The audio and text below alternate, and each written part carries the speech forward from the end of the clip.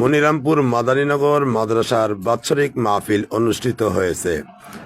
দক্ষিণবঙ্গের ঐতিহ্যবাহী দ্বীনি শিক্ষা প্রতিষ্ঠান মুফতি ওয়াক্কাস রহমতুল্লাহ আলাই প্রতিষ্ঠিত জামিয়া ইমদাদিয়া বালক বালিকা মাদারীনগর মাদ্রাসার বাৎসরিক মাহফিল অনুষ্ঠিত হয়েছে।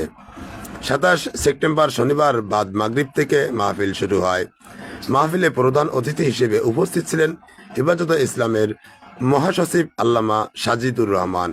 প্রধান বক্তা হিসেবে উপস্থিত থেকে বক্তব্য রাখেন মুসলিম কাউন্সিল বাংলাদেশের চেয়ারম্যান সুলতানুল ওয়াজিন আল্লামা খালিদ সাইফুল্লাহ আইয়ুবী। বিশেষ বক্তা হিসেবে উপস্থিত থেকে বক্তব্য রাখেন মুফতি রেজওয়ান রফিকি।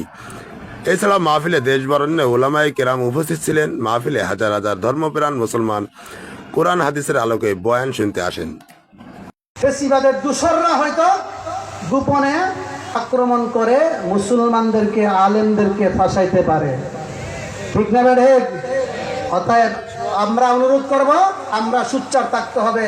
প্রয়োজন হলে আমাদের কওমি মাদ্রাসার ছাত্ররা মন্দির পাহারা দিবে, আগে পাহারা দিচ্ছে, প্রয়োজন হলে পাহারা দিব। রাজি আছেন?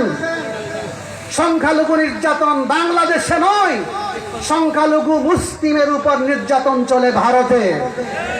মন্দির ভাঙ্গা হয় না, বরং ভারতে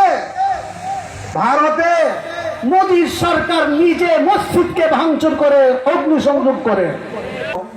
আমি মুফতি ওয়াক্কাস বলছি, তোমরা আমাকে মনে রেখো, আমাকে ভুলে যাও না, আমাকে দোয়াতে রেখো, আমার কবরটা জিয়ারত করতে এসো, আমি আসছি।